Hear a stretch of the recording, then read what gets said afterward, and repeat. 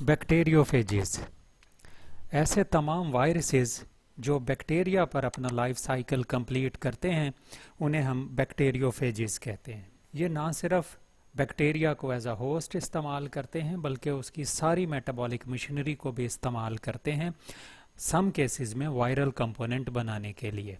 तो बैक्टीरियोफेजेस ऐसे जो एशरिकिया कोलाई नामी बैक्टीरियम पर ऐसे बैक्टीरियोफेजेस जो अटैक करते हैं एशरिकिया कोलाई नामी बैक्टीरियम पर, उन्हें हमने क्लासिफाई किया एज अ टी फेजेस। और ये टी फेजेस जो हैं वो भी दो तरह के हैं, टी इवन फेजेस और T odd phases. T even phases T2, T4, T6, T odd phases T1, T3 और T5 etcetera. As far as their structure is concerned, T phases जो हैं टैडपोल लाइक इनका स्ट्रक्चर है, उनमें polyhedral head है जो कि कनेक्ट है उनकी टेल के साथ। हेड में भी इसके दो पोर्शन, जैसा कि तमाम वायरसेस में आउटर मोस्ट उसका प्रोटीन कोट है और इनर डीएनए की कोर होती है। और हेड जो है वो कनेक्ट है टेल के साथ through a shorter portion known as the collar. यहाँ इसमें ये कॉलर है। हेड जो है वो कंपोज्ड है 2000 कैप्सोमियर्स से। इसी तरह से इसकी टेल जो है वो भी दो पोर्शंस पर मुश्तमिल है।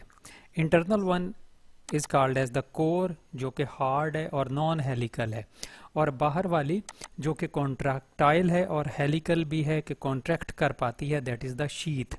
और वो जो शीथ है उसमें 24 एन्यूलर रिंग्स होते हैं के रिंग लाइक स्ट्रक्चर्स उसमें मौजूद हैं जिससे मिलकर इसकी शीथ बनी हुई है। डिस्टल एंड जो है इसका वहाँ मौजूद है एंड प्लेट, और एंड प्लेट पर मौजूद हैं टेल पिन्स।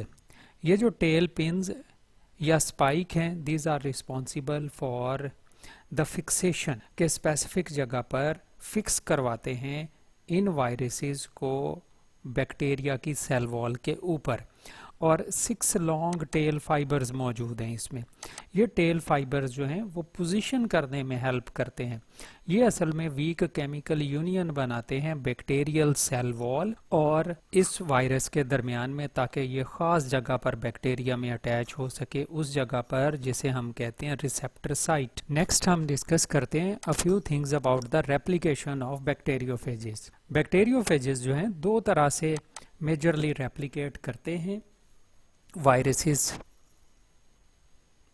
बैक्टीरियोफेजेस जो हैं वो दो तरह से रेप्लिकेट करते हैं बैक्टीरिया के अंदर। एक साइकिल कहलाता है लिटिक साइकिल और दूसरा कहलाता है लाइसोजेनिक।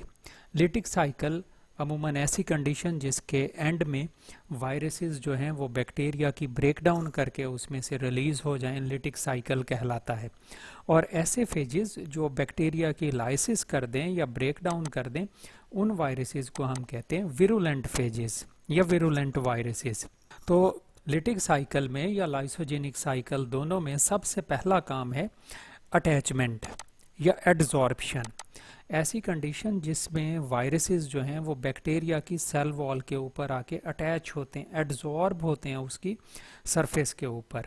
हर जगह पर बैक्टीरिया में वायरसेस जो हैं वो एडजॉर्ब नहीं हो सकते, वो ख़ास साइड पर सेल वॉल में ही अटैच होते हैं जहां ख़ास तरह के पेप्टिडोग्लाइकेन्स और प्रोटीन्स जो हैं वो मौजूद होते हैं। उस साइट का नाम है रिसेप्टर साइट, और इस रिसेप्टर साइट पर हेल्प करते हैं टेल फाइबर्स जो हैं एडजॉर्प्शन में, लैंडिंग में हेल्प करते हैं। असल में जब एक दफ़ा बैक्टीरिया लैंड हो जाता है तो फिर इसकी पिन्स जो हैं वो अटैच होती हैं इसकी बैक्टीरिया की सेल वॉल के साथ, और दूसरा प्रोसेस स्टार्ट हो जाता है जिसे हम कहते हैं पेनिट्रेशन। ये पेनिट्रेशन का प्रोसेस लाइटिक और लाइसोजेनिक दोनों साइकिल में होता है। बैक्टीरियोफेजेस हैं उनके पास एंजाइम लाइसोजाइम प्रेजेंट है जो स्टोर होता है, जिसे उन्होंने सिंथेसाइज करवाया हुआ होता है अपने पिछले होस्ट बैक्टीरियम से। तो ये जो लाइसोजाइम है ये हमारे आंसुओं में भी मौजूद होता है, इसी वजह से हमारे आंसू भी एंटीसेप्टिक प्रॉपर्टीज के हामिल होते हैं। तो lysozyme is responsible for the breakdown of bacterial cell wall. ये पेप्टिडोग्लाइकैन की लेयर को तोड़ देता है जिससे बैक्टीरिया की टेल की जो शीथ वो फिर करती है कॉन्ट्रैक्ट। तो टेल शीथ की कॉन्ट्रैक्शन की वजह से जो कोर है वो एंटर हो जाती है through the cell membrane into the cytoplasm, और वायरस जो है वो अपना डीएनए जो है उसे इंजेक्ट कर देता है बैक्टीरियम के अंदर। ये इतना प्रोसेस कहलाता है तो एनिमल वायरसेस जो हैं उनमें मोड ऑफ जो पेनिट्रेशन है that is a little bit different. उसकी वजह ये कि एक तो इनमें टेल फाइबर्स और पिन्स वगैरह मौजूद नहीं होती, और दूसरा हमारे जो एनिमल सेल्स हैं उनमें सेल वॉल भी नहीं होती, जिस वजह से वायरसेस को लाइसोजाइम की कोई रिक्वायरमेंट नहीं है for the degradation of cell wall, जो कि मौजूद ही नहीं है। तो एनिमल वायरसेस भी हर जगह से और हर सेल में एंट्री गेन नहीं कर सकते। इसके लिए भी हमारे सेल्स में स्पेशल प्रोटीन्स या एंटीजेंस या रिसेप्टर्स मौजूद हैं। जैसे इस केस में ये जो पहला वन है जिसमें डायरेक्ट पेनिट्रेशन में हम देखते हैं कि नेकेड वायरसेस जो हैं वो ख़ास तरह के रिसेप्टर्स पर अटैच होते हैं। अटैचमेंट होने के बाद कुछ केसेस में तो ऐसे होता है कि सिर्फ अपना डीएनए जो है अपना डीएनए जो है उसे इंसर्ट कर देते हैं हमारे सेल के अंदर, और डीएनए जाके कंट्रोल ओवर कर लेता है। जो इन्वेलप्ड वायरसेस हैं उनके ऊपर चूँकि स्पाइक्स मौजूद होते हैं, और ये भी हमारी सेल मेम्ब्रेन पर मौजूद स्पेसिफिक प्रोटीन्स हैं, उनके साथ जाके अटैच होते हैं और एब्सॉर्ब हो जाते हैं इसका जो इन्वेलप है। और वायरसेस जो है in the form of complete virion entry gain कर लेता है हमारे सेल्स में, और सेल के अंदर जाके वो न्यूक्लिक एसिड रिलीज करता है for the further processing inside the cell.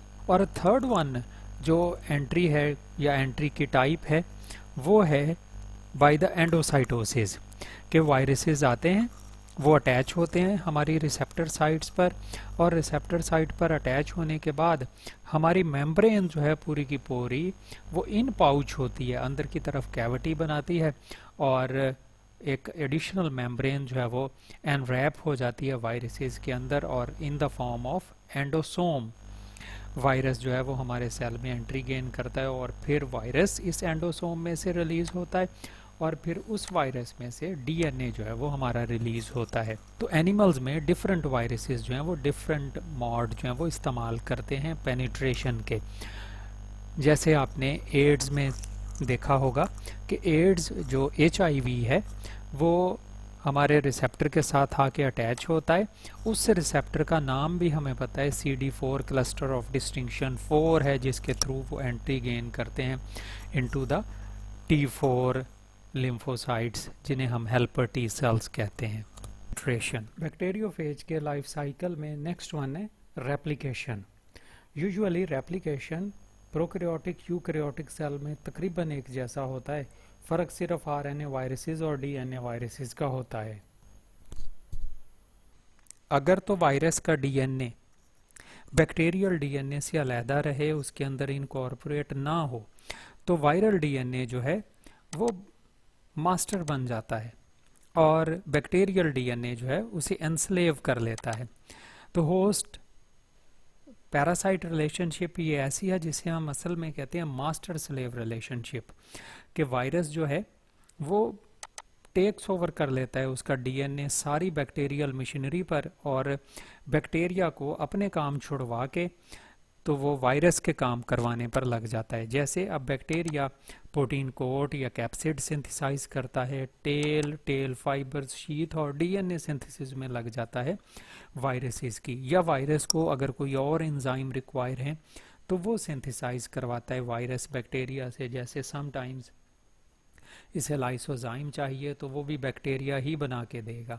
अगर इसे रेस्ट्रिक्शन एंजाइम्स या एंडोन्यूक्लियेजेस चाहेंगे वायरस को तो वो भी बैक्टीरिया ही इसे सिंथेसाइज करता है। सिंथेसिस के बाद अगली फेज है असेंबली, कि वायरल कंपोनेंट्स जो हैं दे गेट असेंबल्ड। तो नए वायरस पार्टिकल्स जो हैं वो डीएनए जो है वो प्रोटीन कोट के अंदर चला जाता है, इसे पैकिंग कहते हैं। कॉलर अटैच होता है और टेल फाइबर सारे, तो कंप्लीट विरियंस जो हैं वो बन जाते हैं। Round about 200 new viral particles बन जाते हैं after the 25 minutes of first infection. Round about, असल में इसे 22 से 25 मिनट्स लगते हैं एक साइकिल को कंप्लीट करने में। तो असेंबली के बाद वायरसेस जो हैं वो रिलीज़ करते हैं अपने होस्ट से तैयार करवाया गया लाइसोजाइम। तो लाइसोजाइम जो है वो बैक्टीरियल सेल वॉल को ब्रेक डाउन कर देता है, जिससे सारे वायरसेस जो हैं वो पॉप अप हो जाते हैं, बाहर निकल आते हैं बैक्टीरिया से और नए होस्ट की तलाश में निकल पड़ते हैं। तो चूंकि इस साइकिल के एंड में क्या हुआ भला, वो ब्रेक डाउन हो गई है बैक्टीरिया की इसी वजह से, इस लाइफ साइकिल को हम कहते हैं लिटिक साइकिल।